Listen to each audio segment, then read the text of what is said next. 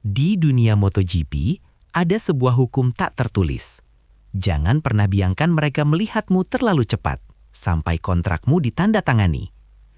Karena di detik saat nama Anda muncul di puncak papan waktu, Anda bukan lagi sekedar pembalap. Anda adalah target. Musim dingin 2025 seharusnya menjadi momen tenang bagi seorang remaja asal Gunung Kidul bernama Veda Ega Pratama. Tapi, sebuah pesan singkat dari sirkuit tes K-Musim mengubah segalanya. Bukan hanya bagi karirnya, tapi bagi seluruh peta kekuatan pabrikan raksasa dunia. Di satu sudut ada Honda, raksasa Jepang yang sedang terluka, memegang erat permata berharganya dengan tangan gemetar.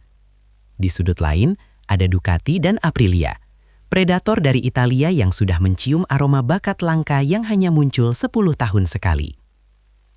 Ini bukan sekedar cerita tentang kenaikan kasta seorang pembalap Indonesia ke Moto3 2020.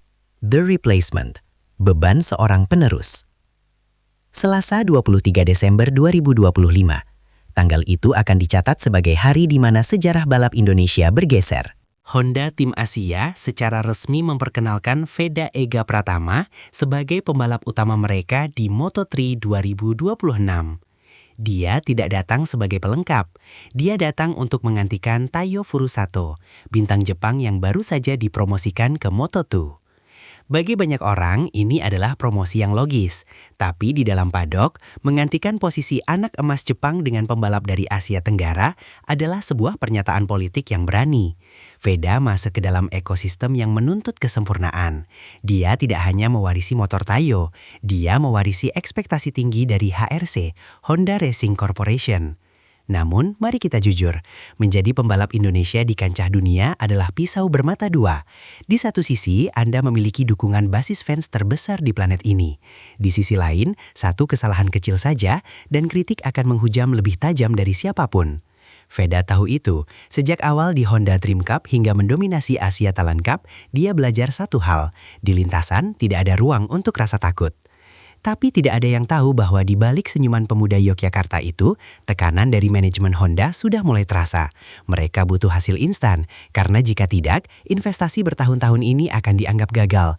Dan dalam hitungan minggu, tekanan itu akan berubah menjadi kekacauan total. The Mugello Blueprint, mengapa dia berbeda?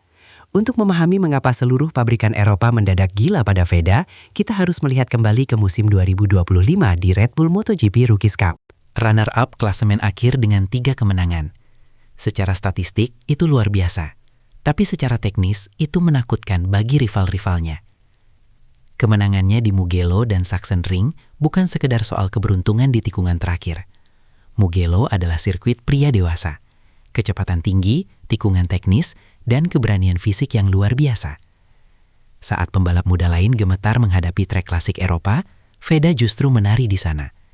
Dia menunjukkan kontrol throttle yang sangat halus, sesuatu yang biasanya hanya dimiliki oleh pembalap yang sudah bertahun-tahun di kelas primer. Beberapa mekanik senior di paddock mulai berbisik, anak ini tidak membalap seperti rookie. Dia tahu kapan harus menyerang, dan yang lebih penting, dia tahu kapan harus menyimpan ban. Di Moto3, di mana balapan biasanya seperti tawuran massal, kemampuan Veda untuk tetap tenang adalah senjata nuklir. Dia mengakhiri musim dengan status runner-up, tapi di mata para scout, pencari bakat, Veda adalah juara tanpa mahkota. Namun kehebohan di musim 2025 itu hanyalah percikan kecil. Ledakan besar yang sesungguhnya terjadi saat tes pramusim pertama dimulai, di mana data telemetri Veda bocor ke tangan tim-tim pesaing. Pre-season explosion, data yang memicu perang. Satu hasil tes pramusim cukup untuk mengubah arah karir seorang pembalap, dan Veda Ega Pratama melakukannya dengan cara yang paling brutal. Dia menjadi pembalap tercepat nomor 1. Bukan karena dia melakukan satu lap nekat yang cepat, tapi karena konsistensinya yang mengerikan. Dalam simulasi race, catatan waktu Veda hanya selisih beberapa milidetik di setiap lapnya. Di dunia balap, ini disebut mechanical precision. Ketika pembalap lain mulai melambat karena degradasi ban, grafik Veda justru stabil. Para teknisi di pit lane tertegun. Ini bukan ciri pembalap muda yang sekadar gaspol. Ini adalah pemahaman balap tingkat lanjut. Catatan waktu ini langsung memicu efek domino di paddock. Nama yang sebelumnya dianggap prospek serius, kini berubah menjadi aset yang harus segera direbut. Dan saat itulah radar dari Italia mulai menyala. Aprilia adalah yang pertama bergerak. Mereka yang sedang agresif membangun proyek jangka panjang melihat Veda sebagai kepingan puzzle yang hilang. Mereka tidak menginginkan pembalap yang hanya cepat, mereka menginginkan pembalap yang bisa memahami data. Dan Veda, secara tidak sengaja, baru saja mengirimkan undangan terbuka kepada seluruh pabrikan Eropa melalui catatan waktunya. Namun di dalam pedok, bisikan mulai menyebar bahwa Honda mulai panik. Mereka sadar mutiara mereka sedang diincar oleh hiu-hiu besar. Di Italian Jap, manuver Ducati dan Aprilia. Pedok MotoGP bukan tempat bagi mereka yang lambat mengambil keputusan, baik di lintasan maupun di meja kontrak. Begitu data Veda menyebar, markas Ducati di Borgo Panigale dan Aprilia di Noale langsung bereaksi. Aprilia Racing, melalui jalur komunikasi bawah tanah, mulai menawarkan sesuatu yang sulit ditolak oleh pembalap muda manapun. Akses langsung ke teknologi pabrikan Eropa dan jalur karir yang terstruktur. Mereka melihat Veda bukan sebagai pembalap Moto3, tapi sebagai investasi masa depan untuk kelas MotoGP. Aprilia ingin menciptakan sejarah dengan pembalap Asia pertama yang sukses di atas motor Italia. Namun, Ducati bergerak dengan cara yang lebih agresif. Ducati terkenal tidak ragu mengambil risiko besar demi mendapatkan talenta yang tepat. Mereka menawarkan paket pembinaan komprehensif. Bayangkan, seorang remaja dari Gunung Kidul diberikan kunci untuk masuk ke struktur pabrikan motor terbaik di dunia saat ini. Pendekatan Ducati disebut-sebut sangat langsung ke lingkaran dalam Veda. Ini adalah langkah yang secara eksplisit mengusik wilayah kekuasaan HRC. Bagi Ducati, mengamankan Veda sejak Moto3 adalah cara untuk menghancurkan dominasi Honda di pasar Asia, sekaligus mengamankan talenta masa depan mereka. Ketegangan di area hospitality team mulai memanas. Setiap kali bos tim Aprilia terlihat berjalan di dekat motor Veda, wajah-wajah di kubu Honda menegang. Ternyata ada sesuatu yang bahkan lebih mengejutkan menunggu di tikungan berikutnya. Anak emasku tak dijual. Tangan besi HRC. Di tengah manuver agresif pabrikan Eropa, bos HRC akhirnya kehilangan kesabaran. Dalam sebuah pernyataan yang jarang terjadi dan sangat defensif, dia menegaskan, Veda Ega Pratama adalah anak emasku. Dia tidak dijual. Ini adalah pernyataan perang. HRC secara terbuka mengakui bahwa Veda adalah masa depan mereka. Bagi Honda, kehilangan Veda bukan hanya soal kehilangan satu pembalap cepat. Itu adalah kekalahan harga diri. Mereka sudah membina Veda sejak Asia Talent Cup, memberikan segalanya, dan mereka tidak akan membiarkan Ducati atau Aprilia memetik buahnya begitu saja. HRC sadar bahwa mereka berada di bawah tekanan besar. Secara performa motor di kelas MotoGP, Honda memang sedang kesulitan, dan itulah celah yang digunakan tim Eropa untuk menggoda Veda. Kenapa tetap di Honda jika motor Eropa lebih cepat? Itulah narasi yang ditiupkan ke telinga Veda. Untuk membentengi hal itu, HRC dikabarkan mulai menyiapkan kontrak yang lebih dari sekadar angka. Mereka memberikan janji teknis, mekanik terbaik, dan jaminan bahwa Veda adalah prioritas nomor 1 dalam proyek Road to MotoGP. Tapi di balik ketegasan itu, ada ketakutan tersembunyi.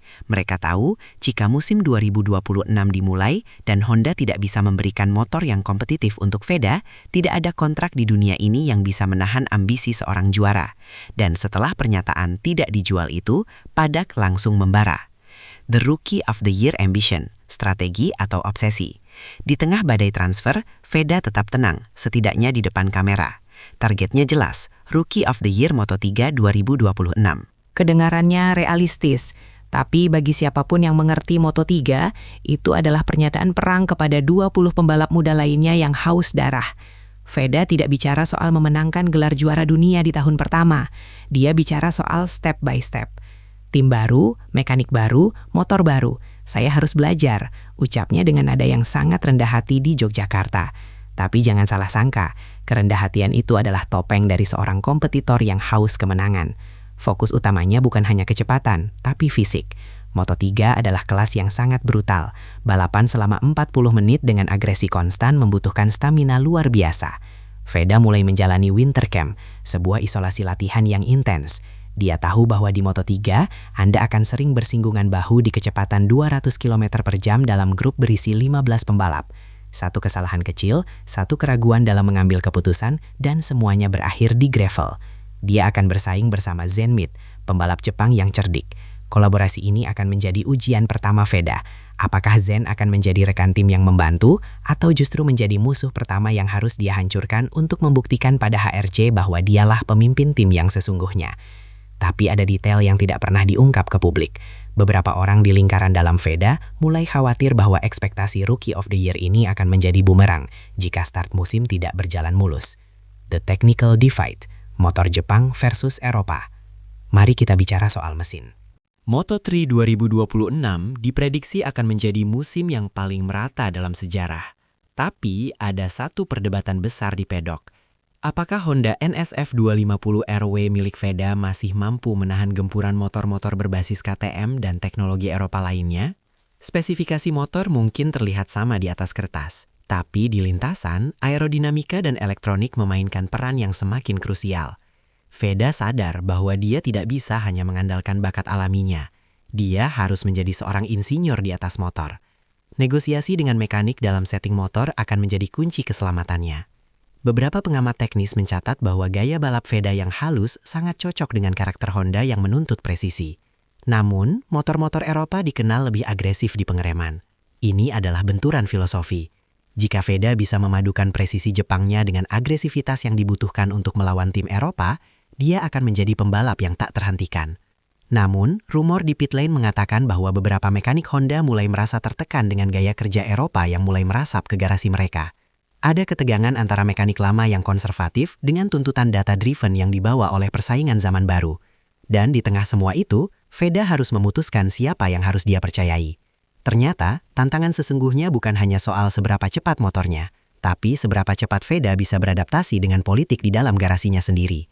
Mentalitas juara. Balap motor 10% adalah soal fisik, dan 90% adalah soal mental. Veda Ega Pratama saat ini berada di bawah mikroskop global. Setiap gerakannya di media sosial, setiap kata-katanya dalam wawancara, dianalisis oleh lawan-lawannya.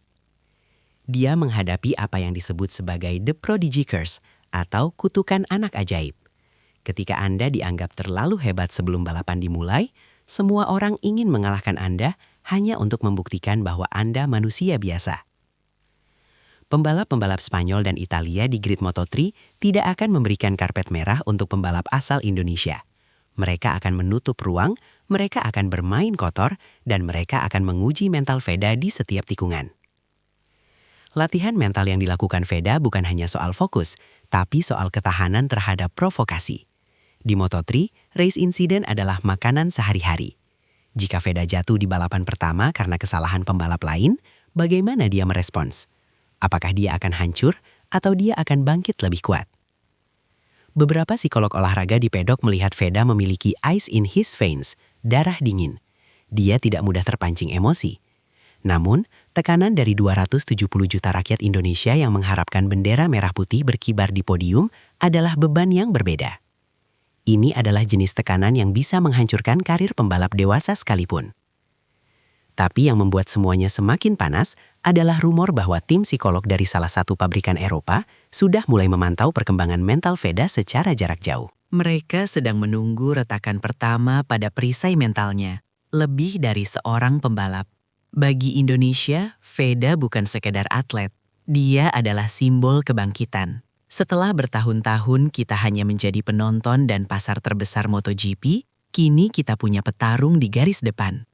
Kehadirannya di Moto3 2026 adalah barometer bagi seluruh sistem pembinaan di Asia. Jika Veda sukses, pintu akan terbuka lebar bagi talenta-talenta muda lainnya dari Indonesia. Namun jika dia gagal, persepsi bahwa pembalap non-Eropa tidak bisa bersaing di level tertinggi akan kembali menguat. Dukungan dari Honda Dream Cup dan Asia Talenta Cup telah membawanya sejauh ini. Tapi sekarang, dia berada di laut dalam bersama hiu-hiu besar. Tidak ada lagi perlindungan dari program junior. Ini adalah dunia profesional, di mana hasil adalah satu-satunya mata uang yang laku. Masyarakat Indonesia menaruh harapan yang mungkin terlalu besar. Mereka tidak hanya ingin melihatnya finish, mereka ingin melihatnya menang. Mereka ingin melihat Veda naik ke Moto2, lalu ke MotoGP, dan suatu hari nanti bertarung dengan nama-nama besar di kelas utama. Namun di balik kegembiraan nasional ini, ada satu pertanyaan yang menghantui. Apakah kita terlalu cepat merayakan kemenangan yang bahkan belum dimulai? Karena di MotoGP, nasib bisa berubah dalam hitungan milidetik di satu tikungan tajam. Tes pramusim sudah berakhir. Pernyataan tidak dijual sudah dikeluarkan. Kontrak sudah ditandatangani, tapi perang dingin di pedok justru baru saja dimulai. Veda Ega Pratama berdiri di ambang pintu sejarah. Dia memiliki segalanya, kecepatan alami, dukungan pabrikan raksasa, dan minat dari tim-tim terbaik dunia. Namun, dia juga berdiri di depan musim yang paling penuh tekanan dalam hidupnya. Apakah dia akan menjadi Rookie of the Year yang menghancurkan dominasi pembalap Eropa?